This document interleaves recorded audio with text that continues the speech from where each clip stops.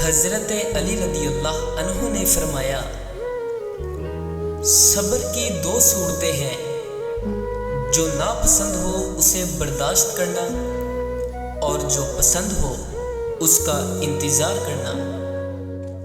جھوٹ بول کر جیتنے سے اچھا ہے کہ تم سچ بول کر ہار جاؤ۔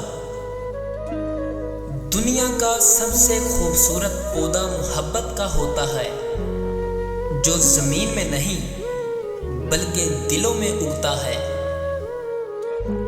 اچھے لوگوں کا تمہاری زندگی میں آنا تمہاری قسمت ہوتی ہے اور انہیں سنبھال کر رکھنا تمہارا ہنر۔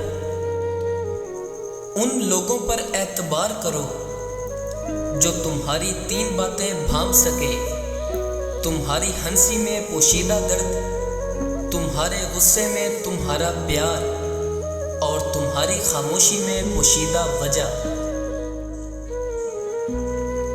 اس کو دوست مت بناؤ جو کسی محفل میں آپ کو شرمندہ کرے، خواہ وہ مذاق ہی کیوں نہ کر رہا ہو۔ قریبی رشتہ داروں کی عداوت بچھو کے ڈسنے سے زیادہ درد پہنچاتی ہے۔ تیرا نفس تجھ سے وہی کام کروائے گا جس کے ساتھ تو نے اسے مانوس بنایا ہے۔